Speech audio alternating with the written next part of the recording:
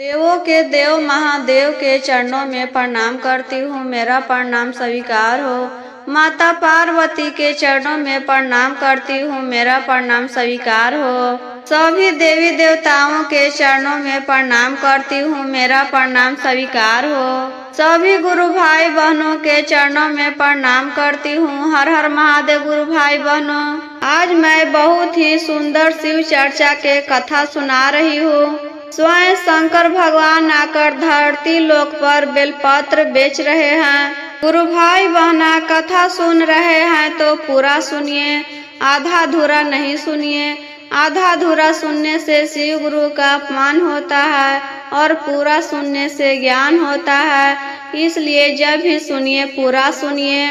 सावन के महीने में चौथा सोमवारी था गुरु बहना। सभी लोग शिव जी पर जल ढार रहे थे। जल चढ़ाने के लिए सभी मंदिर में पूरा लाइन लगा हुआ था।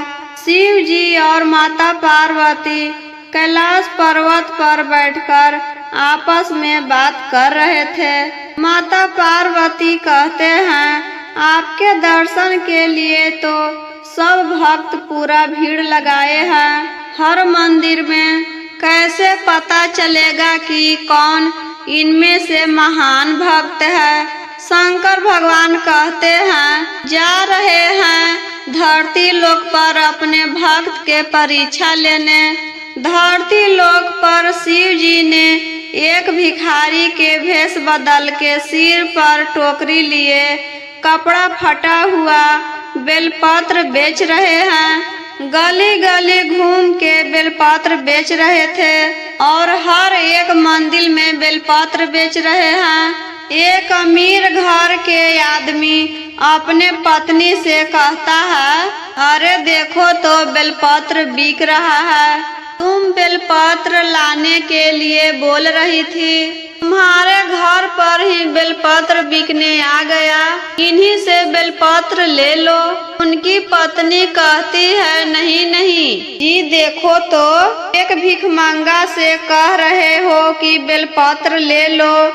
पता नहीं कहाँ से बेलपत्र लेकर आया होगा। कहीं मंदिर में से चढ़ाकर बिगा हुआ बेलपत्र लेकर आया होगा तो वही चढ़ाएंगे। वहाँ से दोनों भगा देते हैं। उनसे कोई भी नहीं बेलपत्र ले रहा था। शिव जी मंदिर के सीढ़ियों पर आगे जाकर बैठ जाते हैं। वहाँ पर एक माली फूल और माला के बहुत ही बड़ा दुकान लगाया था। माली शिव जी से कहता है, अरे वो भिखारी यहाँ बेलपत्र बेचने आया है, तुमसे कौन बेलपत्र लेगा? लग रहा है कि 1 महीना से नहाया भी नहीं है, शरीर से बदबू आ रहा है। साफ सुथरा रहेगा तभी तो लोग लेंगे।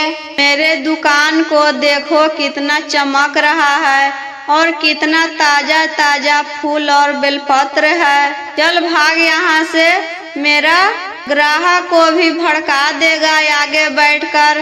माली शंकर भगवान को भगा देता है। वह तो थोड़े न पहचान रहा था कि यह शंकर भगवान है। शंकर भगवान जा ही रहे थे कि एक गोपाल नाम के आदमी रोक लेता है। रुकिए बाबा, मुझे बेलपत्र दे दीजिए। शंकर भगवान कहते हैं, बेटा तुम हमसे बेलपत्र लेगा, यह दुकान से नहीं लेगा। यह कितना ताजा ताजा बेलपत्र है। गोपाल कहता है, हम आपसे ले या माली से एक ही बात है। आप लग रहे हैं कि गरीब हैं, आपको पैसा की जरूरत है, इसी चलते हम आपसे बेलपत्र लेंगे, आपको कुछ मदद भी हो जाएगा। मेरे पास 10 रुपया है, 7 रुपया के बेलपत्र दे दीजिए और 3 रुपया के कुछ प्रसाद लेना है शंकर भगवान के भोग लगाने के लिए।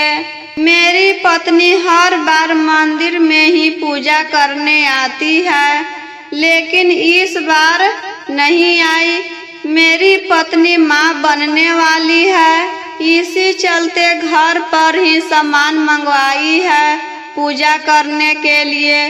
वह हर सोमवारी के व्रत रखती है। वह शंकर भगवान के पूजा पाठ बहुत करती है। कुछ भी हो जाए लेकिन एक दिन पूजा किए हुए नहीं खाती है और हर सोमवार के व्रत रखती है। शंकर भगवान कहते हैं, ठीक है गोपाल, आज पैसा रहने दो, कल आकर दे देना। हम तो रोज बेलपत्र बेचने आते हैं और तुम रोज बेलपत्र खरीदते हो, तो आज और कल का पैसा एक ही दिन दे देना और कुछ सामान लेना होगा तो ले लो।